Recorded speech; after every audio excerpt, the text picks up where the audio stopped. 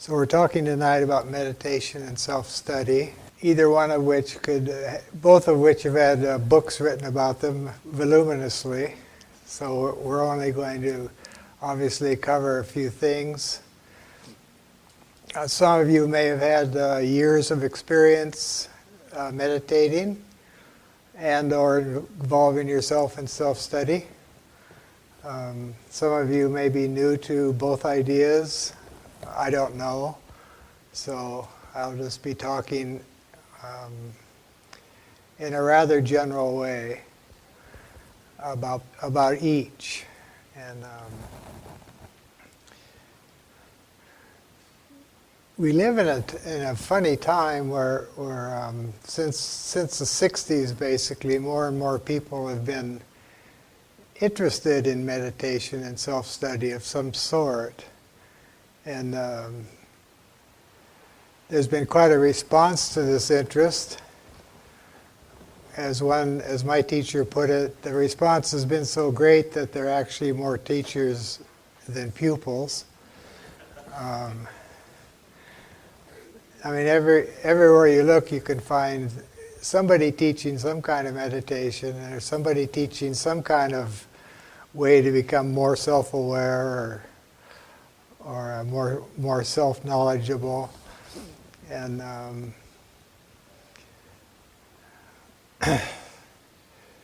there is a kind of a crying need for it. We live in a time when more and more people are finding it difficult to lend meaning to their lives of any significant degree. Just kind of getting through day by day, week by week, but no kind of overall picture. And so you might say the interest, insofar as it exists in meditation and self-study, is a good one. And of course, there are many people that are interested in neither, but they're not the subject of discussion tonight. Let's assume that we are interested in the two ideas. Initially, they seem to go in opposite directions. Many people who get involved in some form of meditation are looking to, in effect, escape or get away from this plane or get off the so-called wheel of birth and death.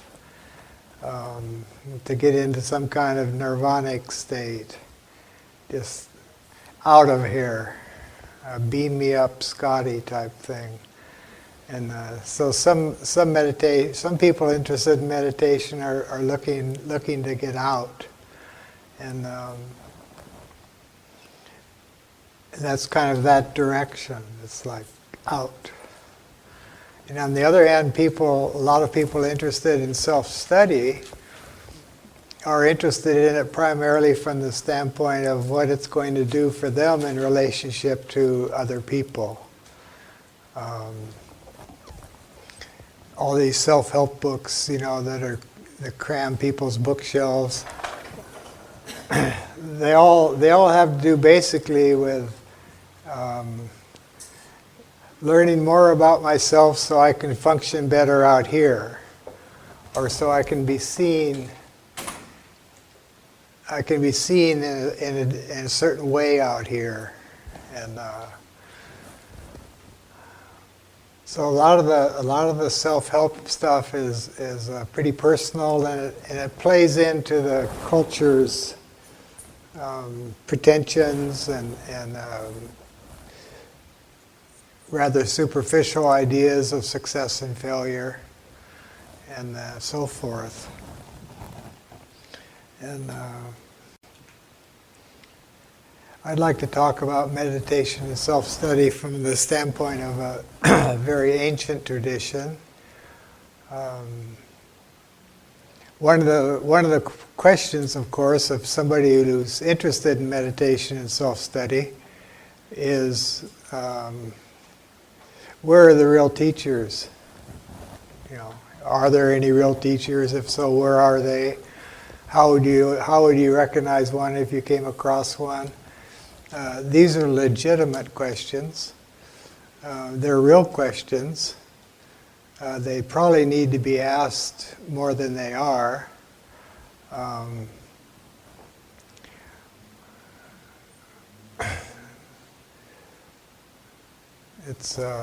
They're not easy to answer.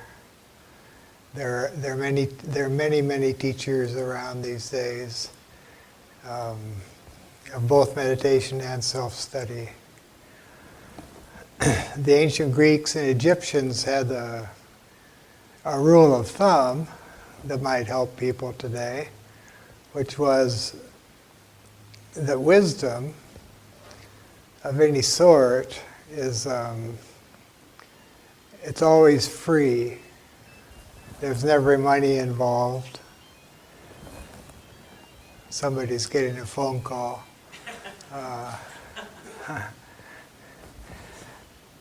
So the ancients would teach a person, if you're looking for a teacher, and there's any financial requirement involved, turn and walk away, because wisdom is like the sunlight.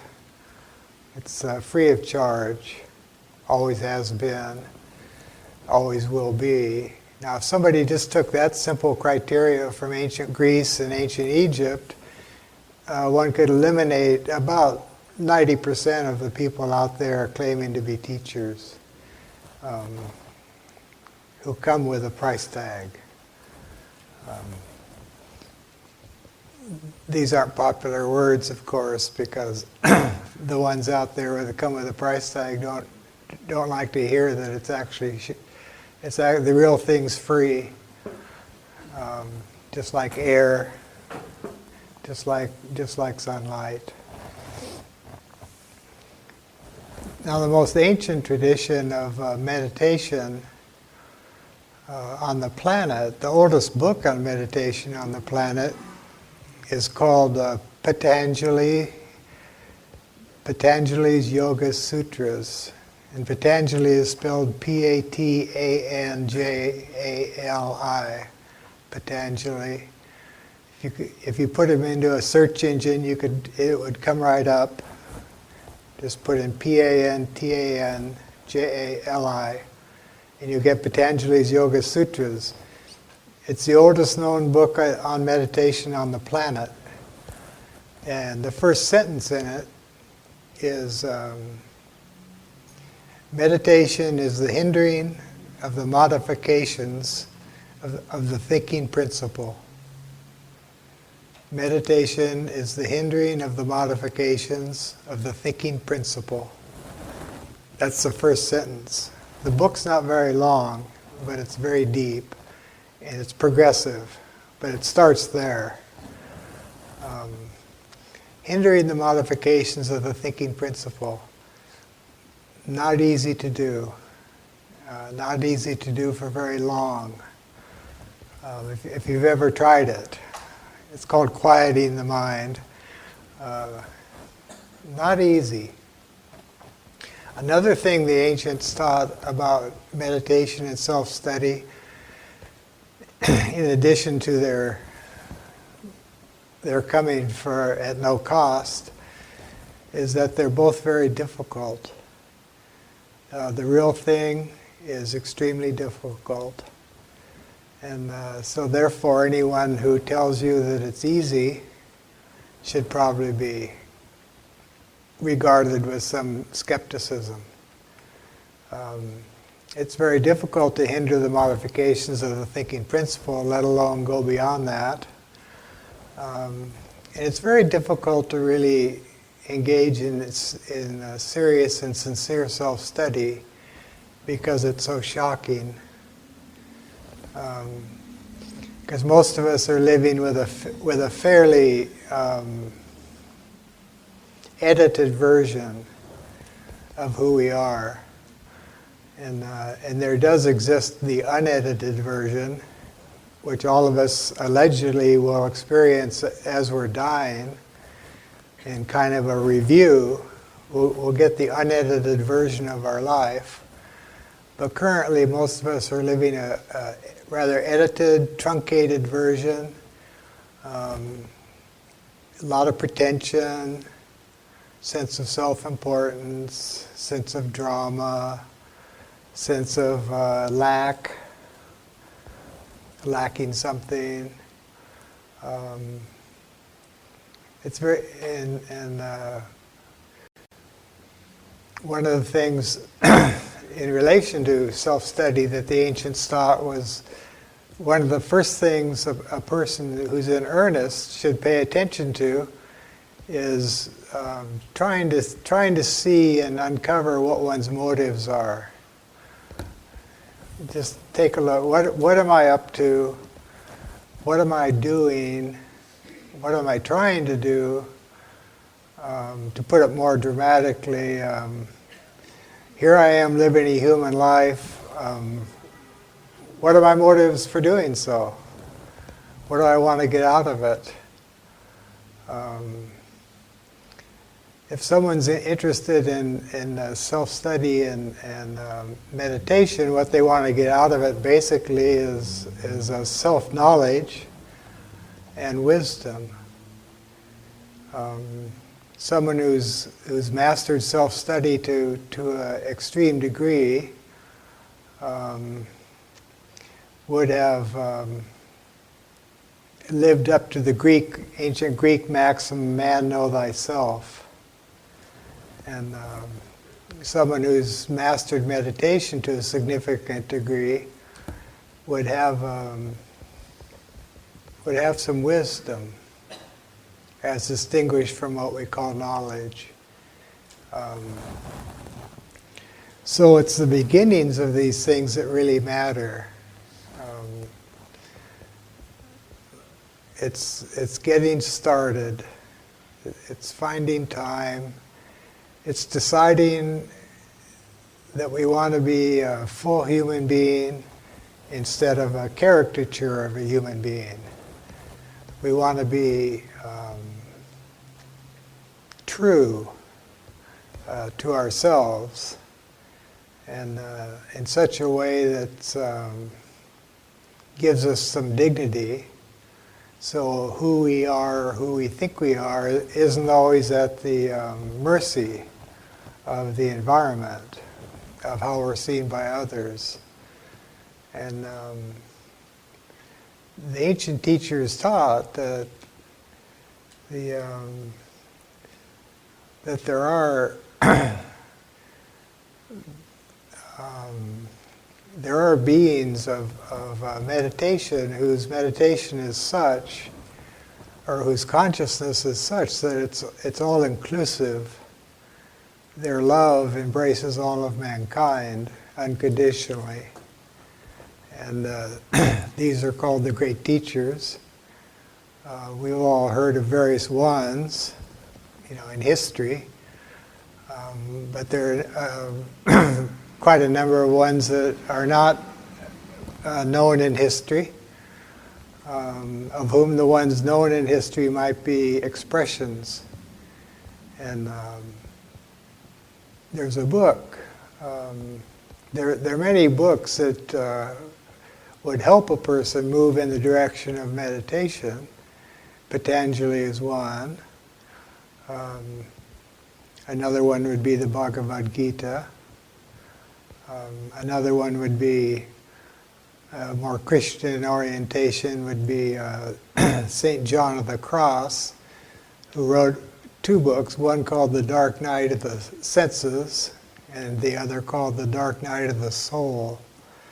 And they both involve the path and what's involved in the path, and the darkness that one's going to encounter on the path of the senses, as he puts it, and of the soul. And it's incredible to read those books by St. John of the Cross, because he's actually describing the states of consciousness a person will go through if they pursue the spiritual path. It doesn't matter who they are. The path in the end is the same for everybody. The real one, the one that moves one toward wisdom toward self-knowledge. We all have to encounter the same aspects of things. There's one other one a person might look at from a Christian, more from a Christian standpoint, by Thomas à Kempis, and it's called Imitation of Christ. And that too is a kind of a manual for how to move into meditation, or certainly some things to meditate about. And but I'm going to talk tonight primarily about a book that's less well known, although it's only been published a little more than 100 years ago, by a woman named Blavatsky. It's called The Voice of the Silence. The Voice of the Silence. If you type it into a search engine, it will come up. The whole thing's online. It's relatively short. It's allegedly a translation of some fragments of the oldest teaching about the spiritual path on the planet. That's the claim. It's translation of some fragments of the oldest teaching about spirituality on the planet. And she just translated a few of them and put them in this book called The Voice of the Silence, which she dedicated to the few. Dedicated to the few. And it says, for the daily use of lanus. And lanus are seekers or disciples. So it's a book meant for daily use of seekers or disciples. And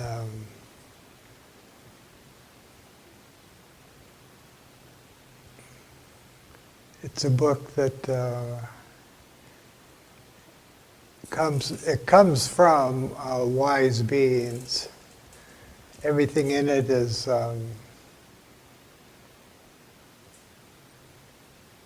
real enough to be meditated upon, actualized, made a part of one's life. Patanjali says meditation is the hindering of the modification of the thinking principle. The Voice of the Silence begins by saying the mind is the great slayer of the real. Let the disciple slay the slayer. So they both point out, they both focus on the mind. The Voice of the Silence calls it the great slayer of the real. Let the disciple slay the slayer. And it's not difficult, it's not easy to slay the slayer, the mind, because if any of you have tried, or even tried to overcome certain parts of your mind, they may be overcome for a while, but then they come back. Or they may be overcome, but they just come up in a different, more subtle form. The mind is very subtle. It's very cunning. It has its druthers. It wants. It may want enlightenment. It definitely wants encouragement and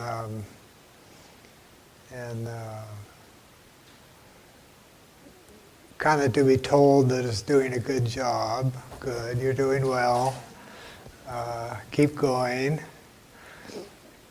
And in the Voice of the Silence, it's pointed out that all those aspects of the mind have to be extinguished. That little ego that wants something out of all this has to be overcome. And the book talks about souls, hosts of souls that are bleeding, broken-winged, and kind of whirling in a whirl type vortex and disappearing into the so-called first great vortex.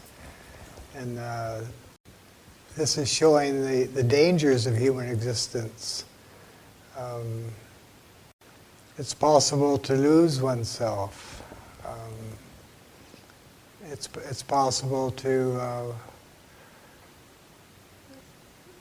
lose one's awareness of one's deeper aspects. And at the same time, the voice of the silence points to beings of light whose compassion extends to the lowliest of people, to the most degraded, the most hopeless, universal love. And it's said that every one of us, every human being on the earth, is a reflection, is a microcosm of the whole. And every human being has within his or her heart compassion. And every human being has within his or her mind wisdom. But these are both there potentially. Someone who's attained full self-knowledge is full of compassion. To know oneself is to know compassion, is to know that there is no other. There's a phase in self-study where a person becomes conscious of the fact that he or she has within him or herself the embryo of a Hitler or an Eichmann, but also the embryo of a Buddha or a Christ. And that's a pretty deep level of self-awareness. But basically what it shows the person who gets there is that everything's in everybody. And to know oneself is to know, basically to know the self. That's why the things that disturb us about other people, what that really shows us is nothing more than the things in ourselves that we haven't yet come to terms with. Because someone who's come to terms with everything within him or herself is disturbed by nothing at all. Accepts things exactly as they are. And doesn't make a distinction between himself and what's being perceived. But to get to that kind of self-knowledge involves years of effort. And the important thing is to start. Is just to start. And I've thought about meditation for a long time, and the first obstacle I come up against is fear. mm-hmm. I say to myself, I want to meditate, but I'm afraid to meditate, because if I meditate, that means I'm going to lose my mind. So I just throw it and say, I can't do it. Right. That's it. Well, that's a good point. And one of the main things that stops us, either in an attempt to meditate or an attempt to do serious self-study, is fear. And probably the deepest thing in most human beings of a negative nature is fear. I was once I've had a lot of help along the way from all kinds of people, and one of whom was an 85-year-old man with a sixth grade education who was quite wise. And one day I was quite angry. I can't remember why, but I was quite angry. And I was telling him about this thing I was angry about. And he heard me out, as he always did. And then he said, Barrett, with all your education, don't you know yet that anger is always a cover for fear? So whenever you're angry, all you have to do is ask yourself, what am I afraid of? And the answer will pop right up. Because anger is a cover for fear. In fear, it says in the voice in the silence, stays the will. It stops us in place.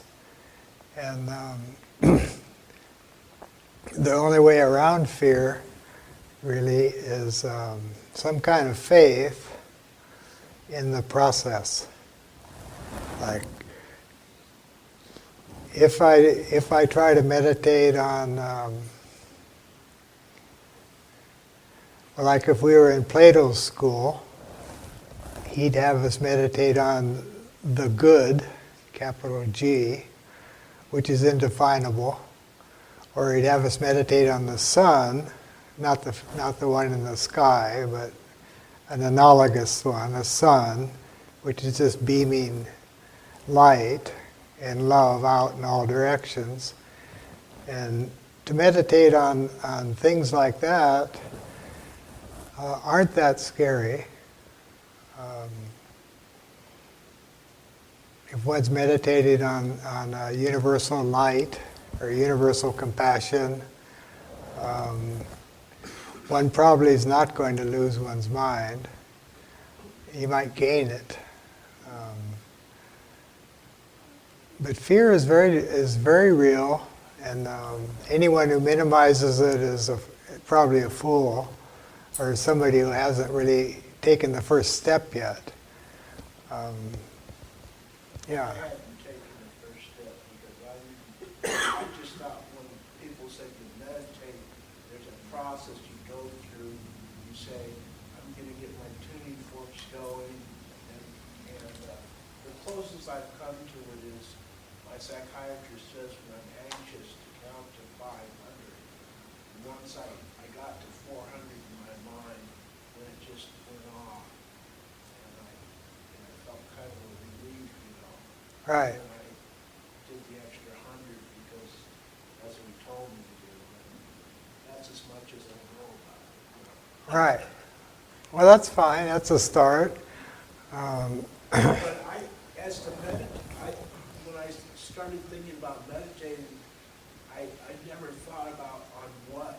I just thought meditation was meditation. Right. Well, the classic schools, this book, The Voice of the Silence, which, by the way, when it was produced in the late 1800s, was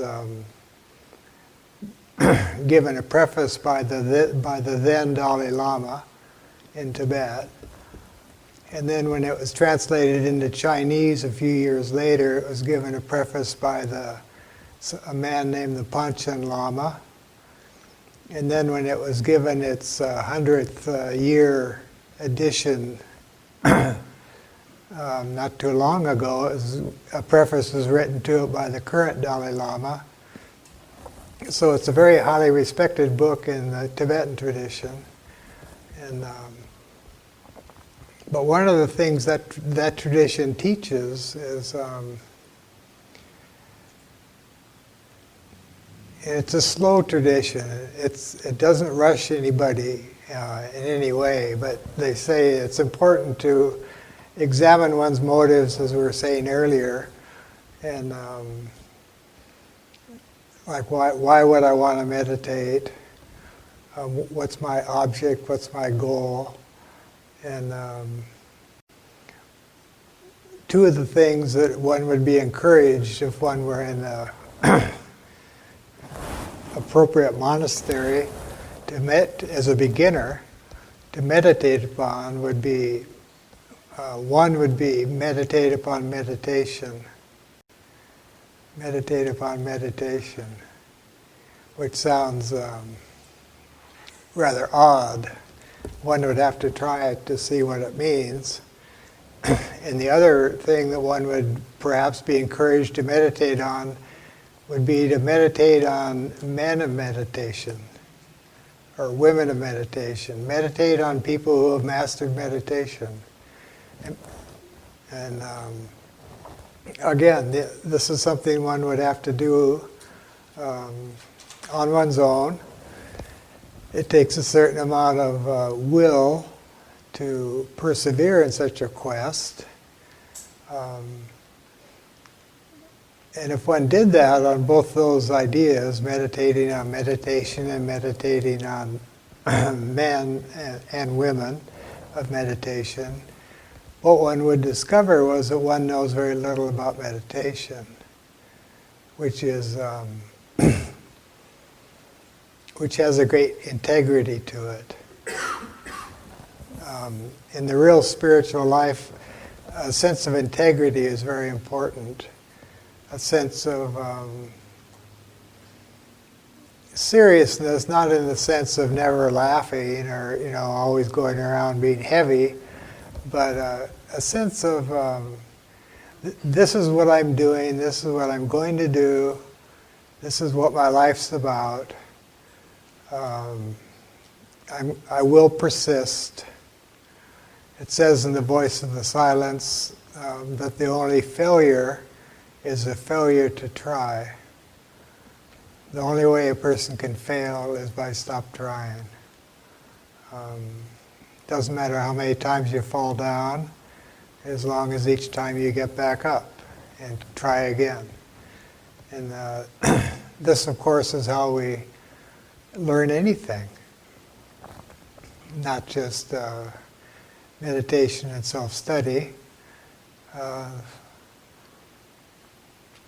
We have to start at the beginning and do the best we can, make mistakes, learn from mistakes. There's something called the meaning experience equation, which comes into this whole process.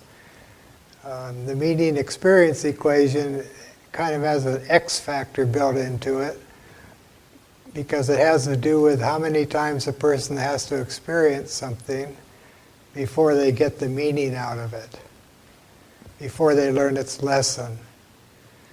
And Plato goes so far as to say that the only significant difference between human beings is how many times they have to experience something in order to learn its lesson. Some people can experience something and learn its lesson the very first time. And there are other people who will experience that same thing over and over and over and over and over and over and over and never learn the lesson. And that's the X factor. Everybody's different. Some of us are good learners. Some of us not so good. It doesn't even matter as long as we keep trying. And the thing about meditation and self-study is unfortunately, they take a little time. And a lot of us don't have a lot of time. We live in a time where there's barely time to just do what you have to do in the course of a day, and so it's necessary to kind of create a time for this kind of activity, because it is work and it does take time and it is difficult and it can be very frustrating.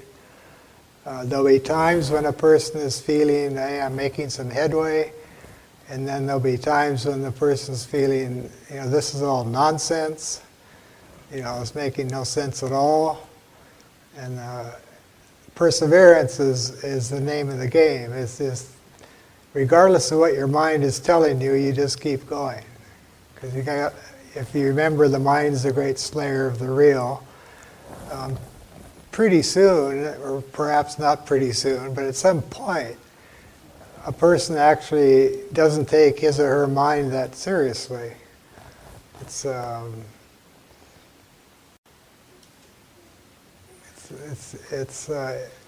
it has its own trips.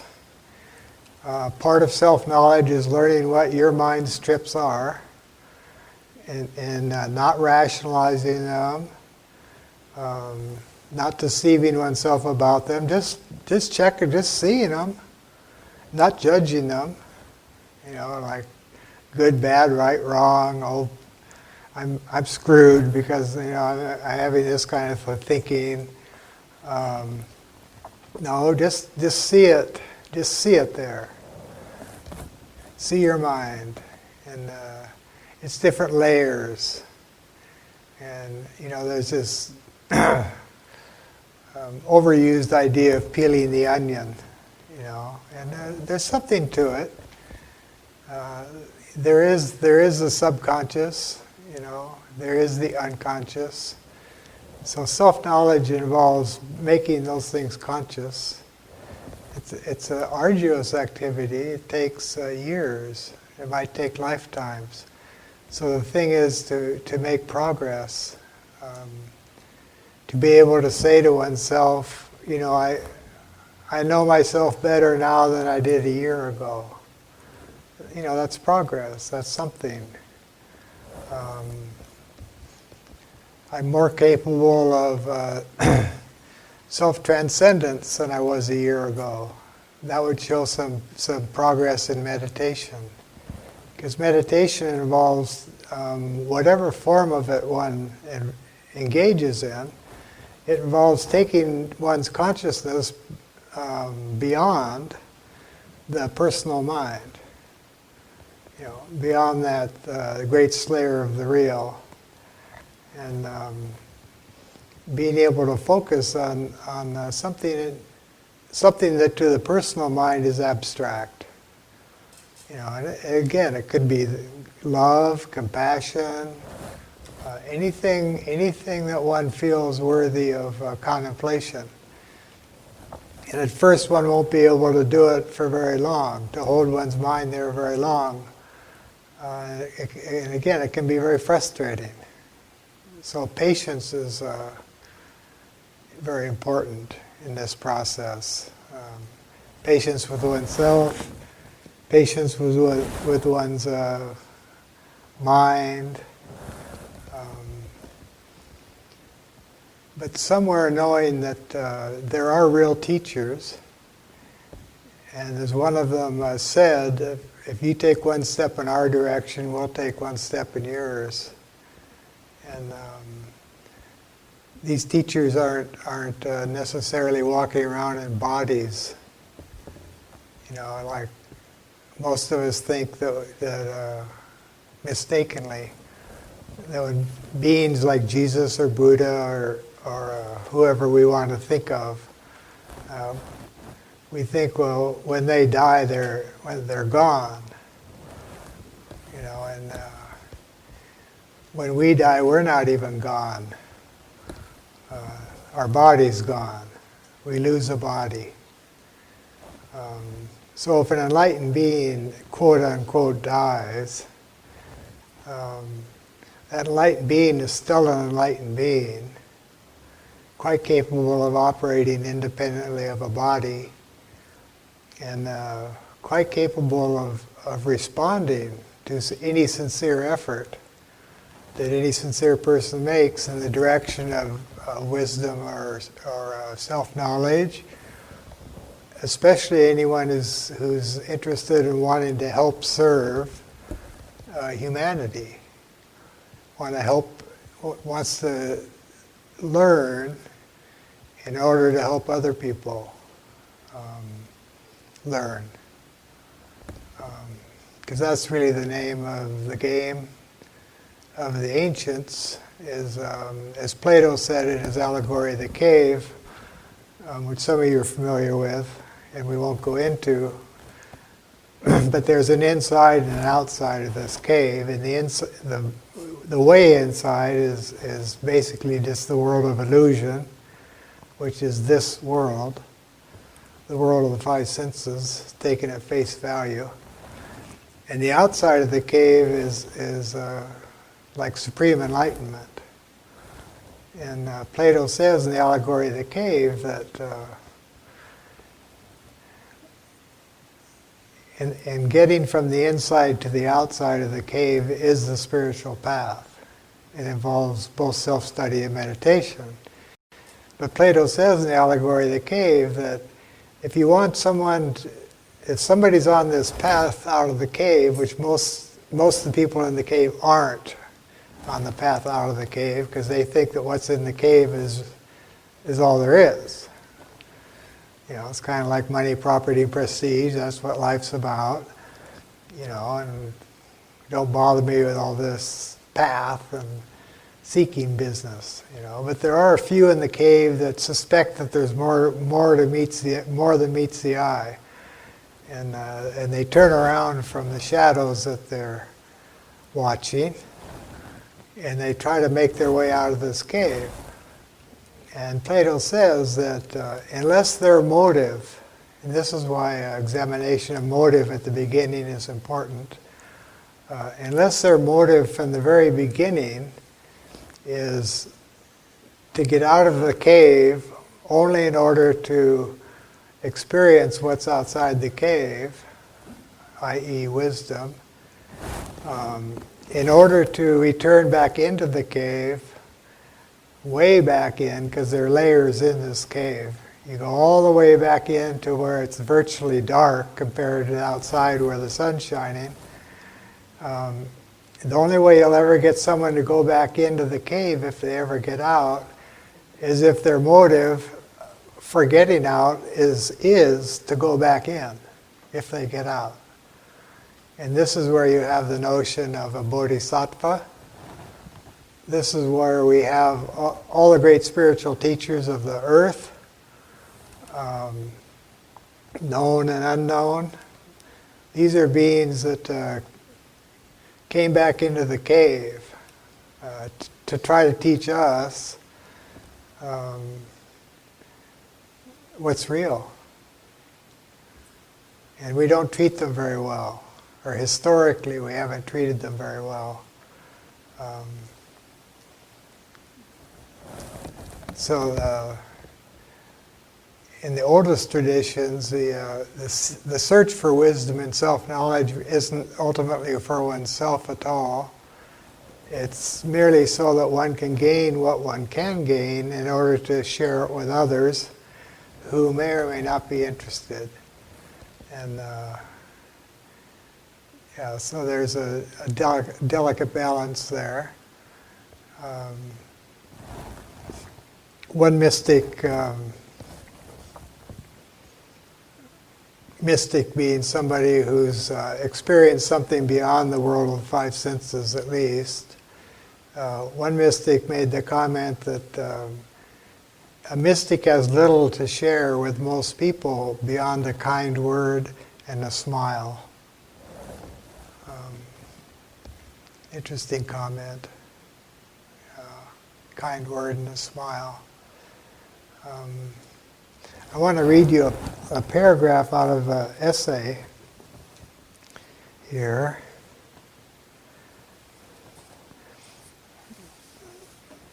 I'm not sure why I want to read it, but it's very touching because we've touched upon the idea that the real spiritual path is difficult, and becoming good at anything is difficult. We all know that. And becoming good at self-study and meditation is difficult. And as this man pointed out, they can be scary. And self-study can be very scary, especially if we have a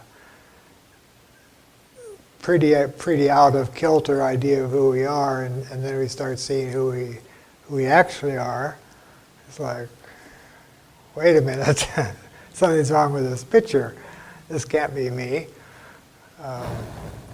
But anyway, the whole thing is difficult, and so I wanted to read you something here. Are we not old enough in history to be somewhat apprehensive of schools that promise too much and too soon, when we know this does not work in any sphere of life? Would we go to some local loud-talking musician who tells us that he could make us as good as Casals in a week? Would we even take him seriously? We might go to him out of fun or sympathy or curiosity. Why in the most sacred of all realms should we be misled? Is it because of our impatience, our feeling of unworthiness, in advance fear of failure? These questions throw us back upon ourselves. In raising them and probing our own standpoint at the original moment of the beginning of the quest, we make discoveries about ourselves. They are very profound and important, as they may sum up for us a great deal of the past. They would also be crucial in the future, where we may come to sense the supreme relevance all along the way, when it is hard and rough, of what Merlin said to Arthur, go back to the original moment. So this idea of going back to the original moment is very important, especially when the way gets hard and tough. You know, like you want to give up, you just can't do it anymore. Go back to the original moment. You know, what got you going in the first place? You know, there was some kind of inspiration there at some point. Just keep returning, you got to keep going back to that. It's like a cycle. Then I wanted to read something here. There's a book written in the 60s called The Morning of the Magicians. It's out of print now, but you could probably find it on Amazon under used books or something. The Morning of the Magicians. It's a fascinating book. It's got quite a bit about Hitler and the occult and stuff like that in it.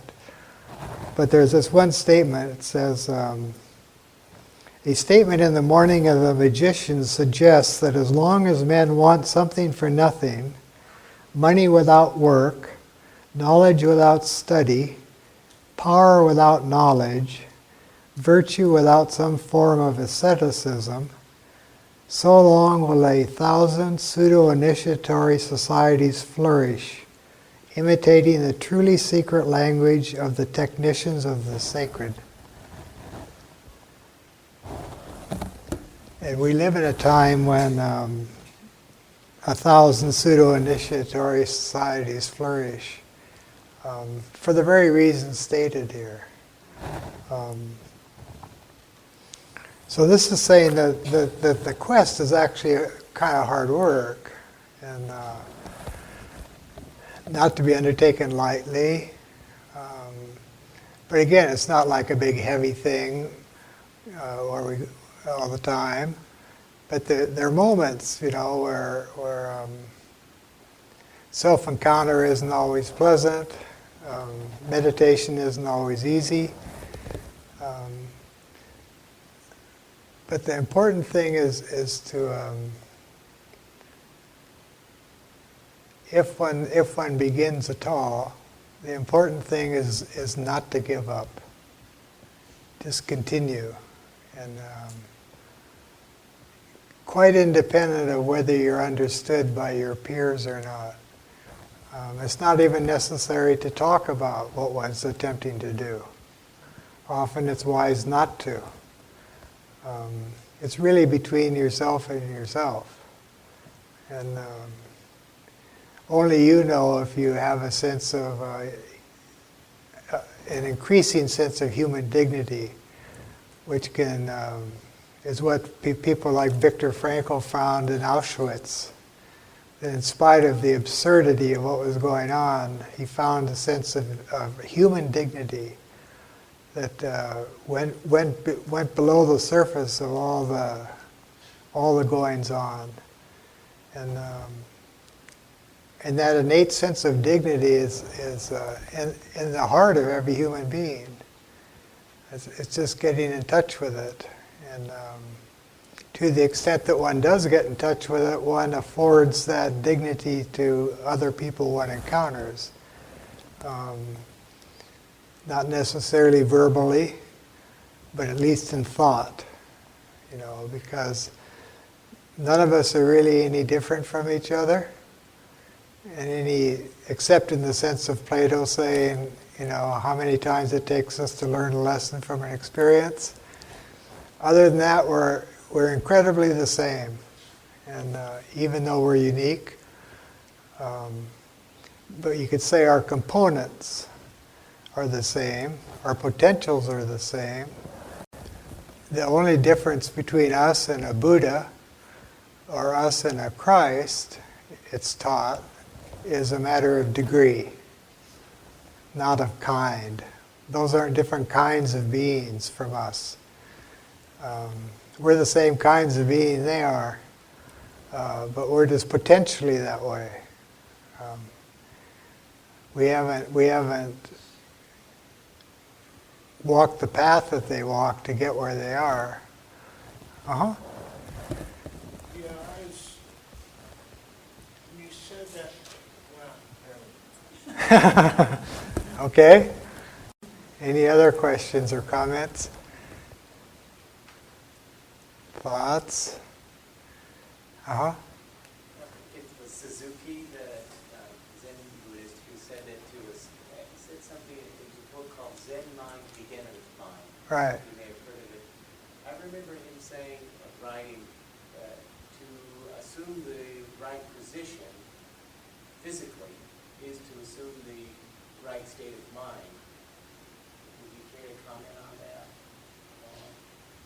Maybe validity or value in that idea? Or am I quoting him right? I think you're probably quoting him right.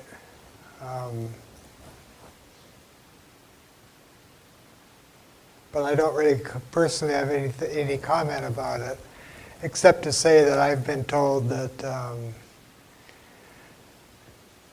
the main thing about if one's trying to meditate is to find a position which is comfortable, which may vary from one person to the next. One person may be sitting there in a full lotus position.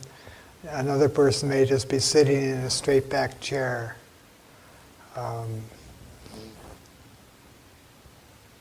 But the main thing is to have the body comfortable enough so that one's attention isn't being directed to the body's discomfort rather than the meditation.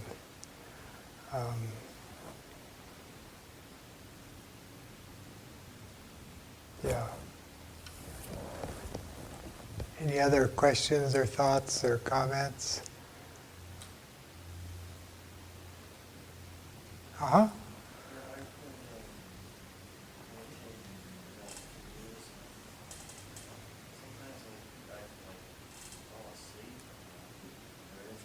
Right.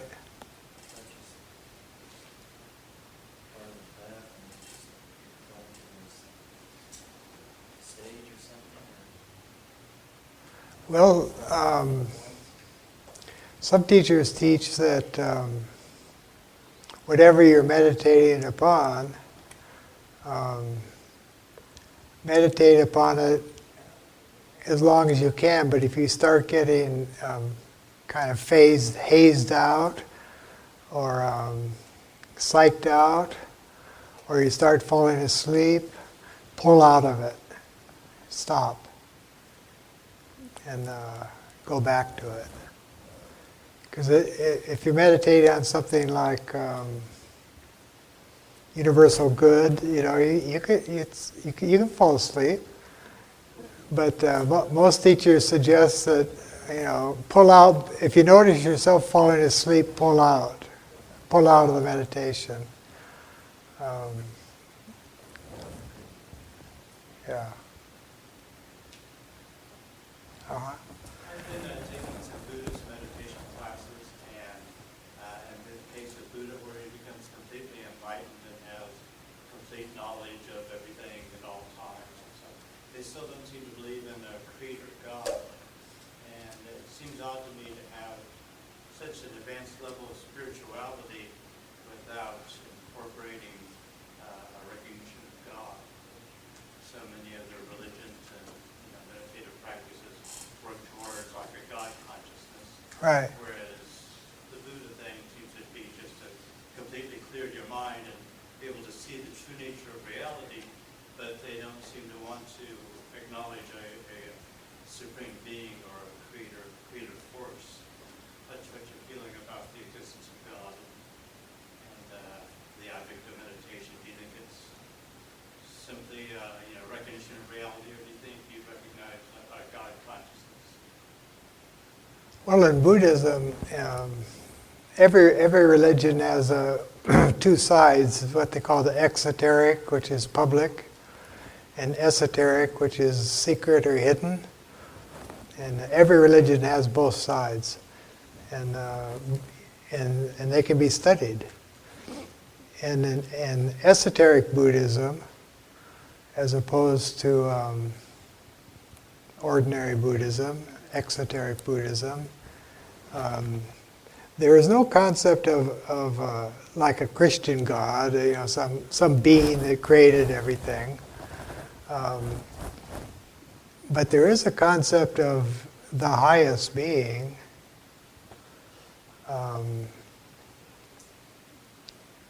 Buddha himself referred to himself as following in the footsteps of his predecessors. So he wasn't the highest being. So there is reference to the highest being, but not in the sense of having created the universe necessarily. It's a tricky question. It's a very sacred idea. Sometimes this being is called the teacher of teachers. And the word teacher is capitalized in both cases. The teacher of teachers. And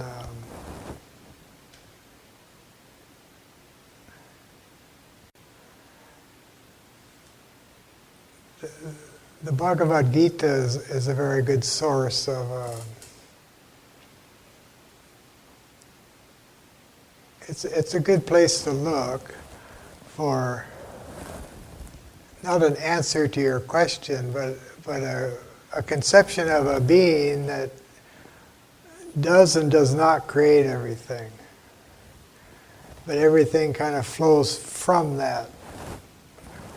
But not in the sense of an anthropomorphic being. Yeah. Mm-hmm. And I was reading the Zen book today, and the idea of God came up in the book. Right. It specifies that God is the consciousness and the being that we are all God. Right. That's not anthropomorphic. That's right. The word God is Yeah,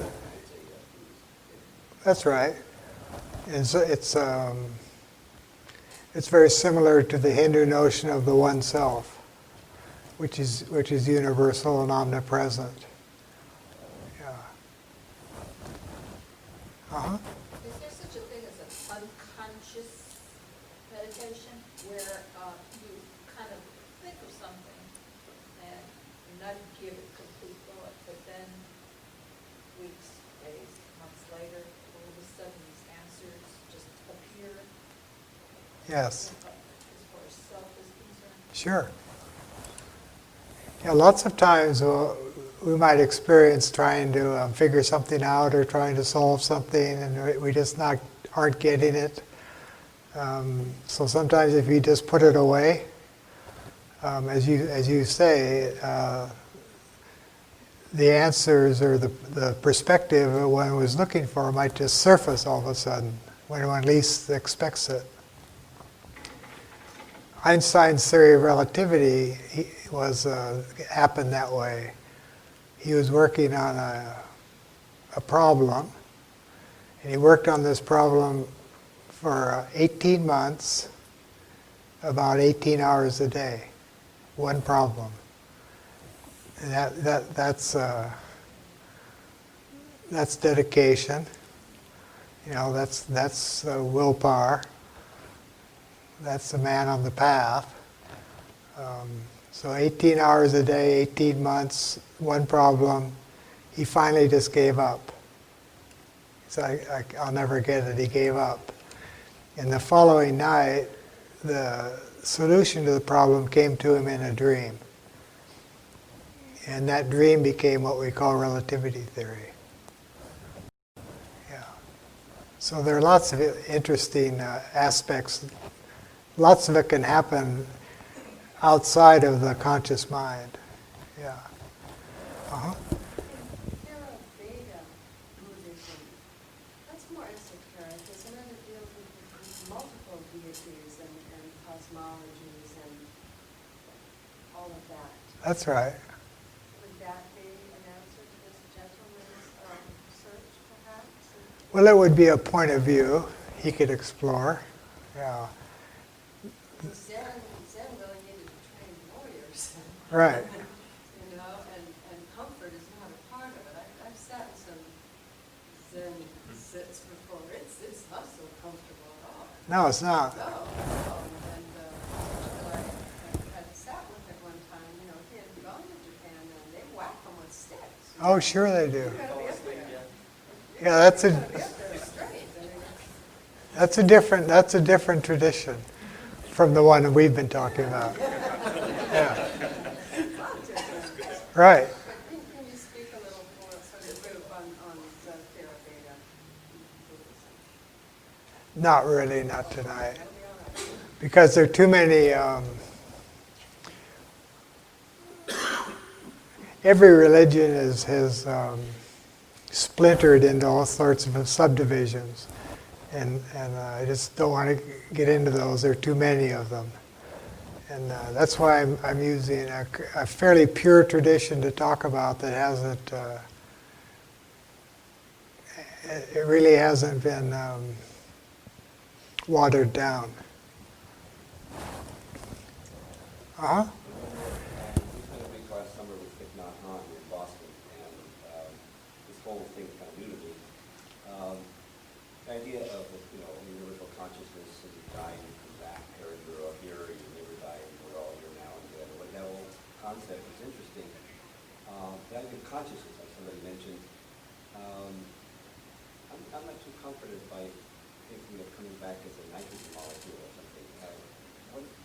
Where does consciousness go? Tell me. Well, according to the most ancient tradition, they have a saying, once a human, always a human. So this idea that a lot of people have who just are dabbling, with the idea of like reincarnation. They talk about coming back as an animal or coming back as a fly or something like this. Whereas, in fact, the wise teach that once you're a human, you're a human. So you're going to come back as a human. And that is unless you reach a state of enlightenment, which gives you the option of not coming back. But typically, you're going to come back as a human, and you're probably going to come back pretty much in terms of the things that you didn't work out in this lifetime. That that will become apparent at the moment of death, and that's why it's very important in self-study to kind of come to terms with all of it,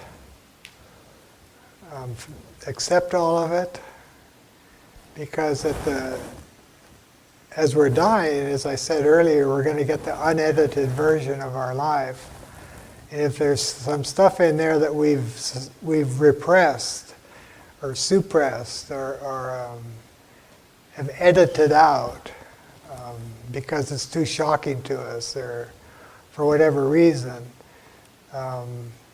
as we're dying and that gets presented to us and we're shocked by it, that will have quite a bearing, it's said, on the nature of our next life. So it's important to pick up all the stitches as we go. But the ancients thought once a human, always a human. But where the consciousness goes, that's a whole separate question. How long between lives, that's another question. There are a lot of questions. Good questions. Uh-huh. At least in relation to the Bhagavad Gita, the answer to the question that gentleman just asked is very clearly stated. Yam yam bhakti smaran bhavam tyeja jambi tvayavam.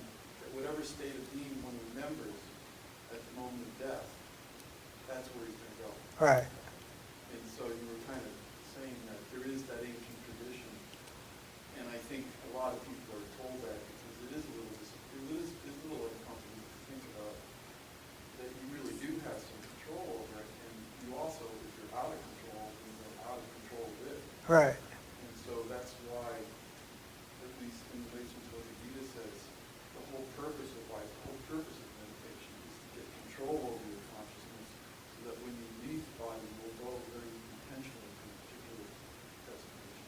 That's right. Which is why it's kind of scary for people who are just out of control. Because Right. they can land anywhere and not necessarily back in the human form of life. Right. Although I don't know if it's, going down to molecules of nitrogen. Maybe a liquid extreme. Yeah. You say that edited version of life is like something doing editing, Right. part of it. Right. How might you see how that manifests in your own personal day-to-day life? If something being edited out, is it possible that if you approach that part or something is sort of start to I'm trying to describe what I'm thinking here. How might that manifest in your life? If you have something that's edited out, it's taking energy for you to push it back. How does it manifest in your day-to-day life? Well, that's the subject of psychology and psychiatry, basically. It's the more I've edited out, it takes. First of all, I'm not aware that I've edited it out, and that's called self-deception. Okay, so I've edited something out, and I'm not aware I've edited it out, but nonetheless, it takes energy to keep that edited out. And the thing that's been edited out itself, all there is in the final analysis is energy. So that thing that's been edited out has its own energy, which is going to manifest itself in our daily life in ways that may surprise us, or we don't know where it's coming from, or it may. These things we've edited out usually aren't helpful to us. You talk about the idea of self-undoing. You talk about people who have sabotaged themselves, who never quite get where they're trying to go, because they figure out a way to tweak it. Well, those could be edited out parts manifesting. Pythagoras, in his school, which is was very similar to Plato's school, it involved the mysteries. One of the disciplines that he taught all of his students was each day, as they're going to bed, each day to go back to the beginning of the day and review the whole day. Not just in terms of what they did physically, but their thoughts, their feelings, their reactions, and to give themselves credit where where they did well and to resolve to do better where they hadn't done so well. But to each day go through the whole day so that all of it's conscious. So in that sense, if a person really did that, there'd be very little editing going on. But there'd be facing, the whole day and a lot of clarity. But again, we're talking something that takes time and practice, because it's hard to remember. It's hard to remember everything one thought and felt and did during the course of one day. Yeah.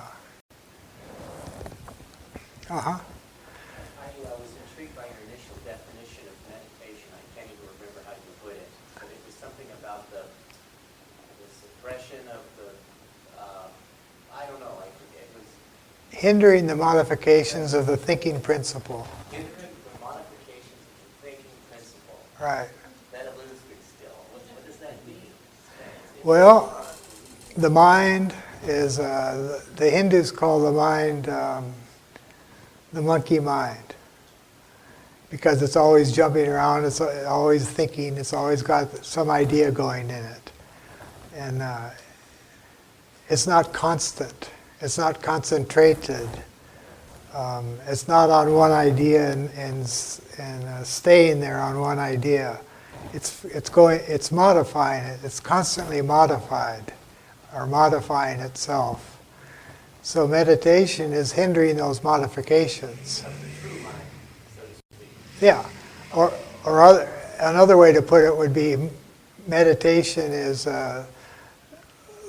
learning to control the mind, or to focus the mind and keep it on a focus without it straying away. I think I got caught up in the word there. Yeah, yeah. And again, that gets easier with practice. Just holding the mind on one idea, and when it goes off, bring it back. When it goes off, bring it back. When it goes off, bring it back. If you just keep doing that, pretty soon the mind develops the ability to stay on and to concentrate. You know, I had a conversation with a Zen master of the Order of Buddhist Contemplatives. They're out of the Soto Uh-huh. thinking.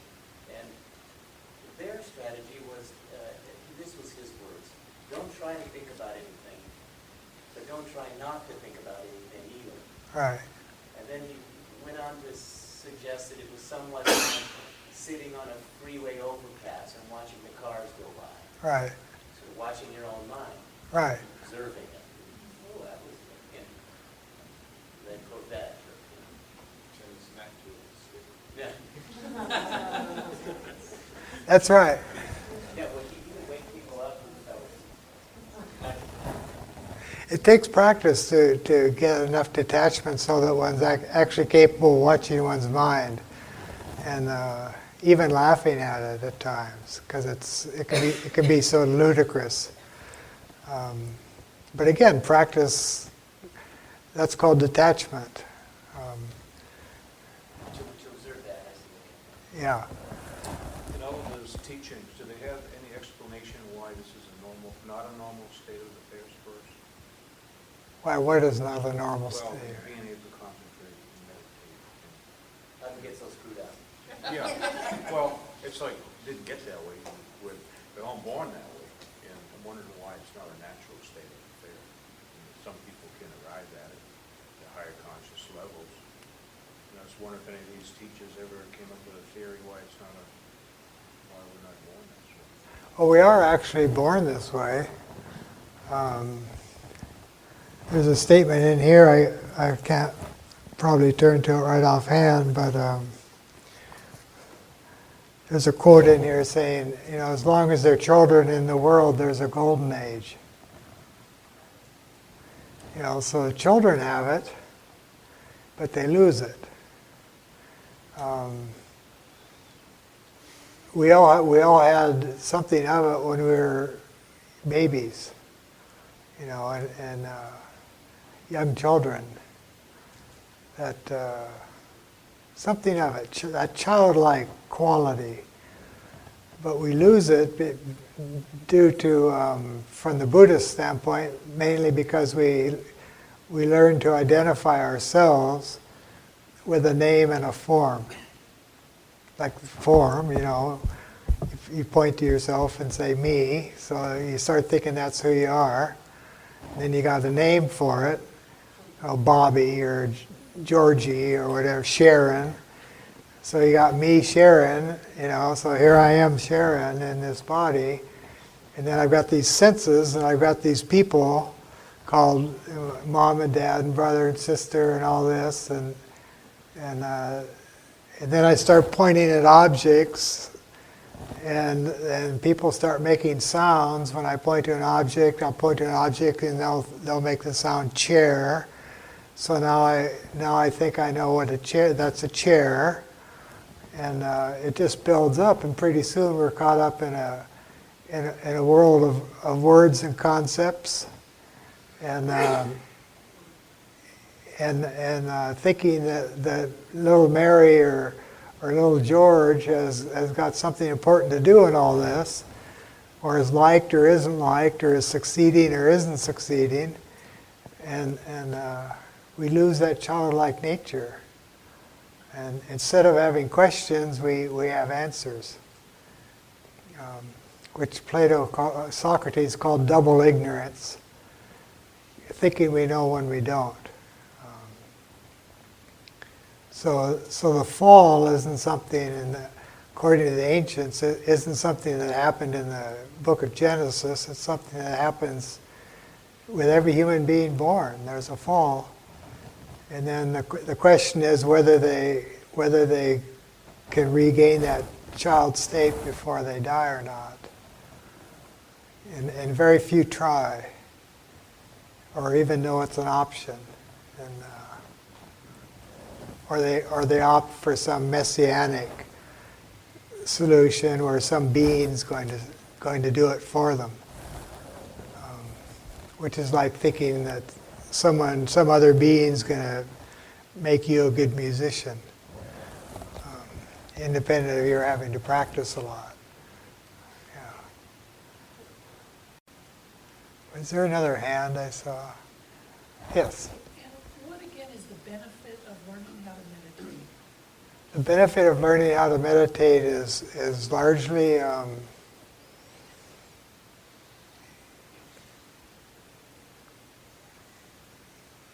an increased sense of balance, an increased sense of calm, an increased sense of being in the world but not of the world, being able to participate in the world but at the same time not, in a certain sense, know that it's a play. There's a certain sense of dignity and self-respect that can come. It's, again, independent of what's coming in from the outside, whether one's liked or disliked. It becomes a matter of indifference. Because one has a sense of oneself that's not dependent upon anything outside. In a sense, one's become a human being. In the full sense. Yeah. Otherwise, we're pretty much at the mercy of whatever winds are blowing. Yeah. Or we're caught up in some collectivist idea of who we are. Yeah. Uh-huh.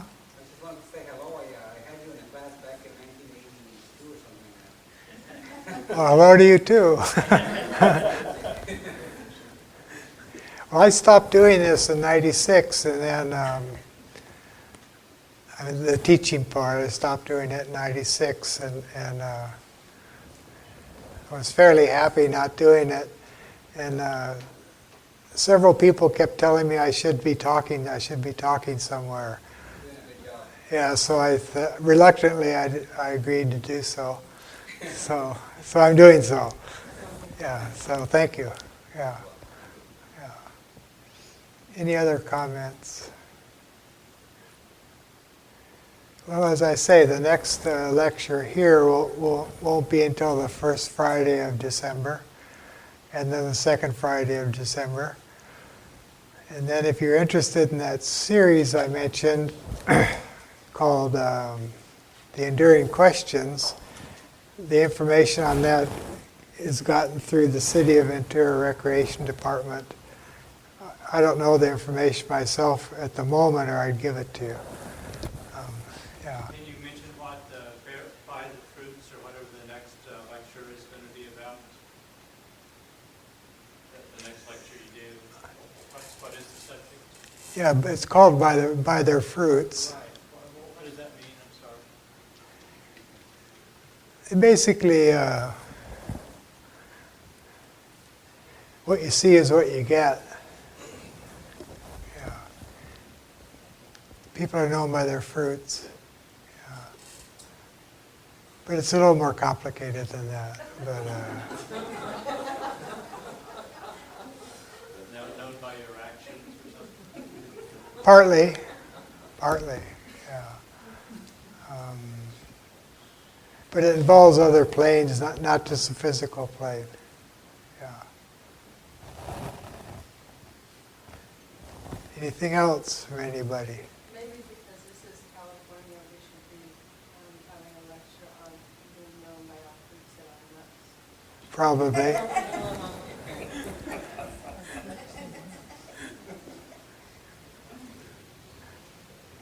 Well, I think that'll do it then. Thank you all for coming.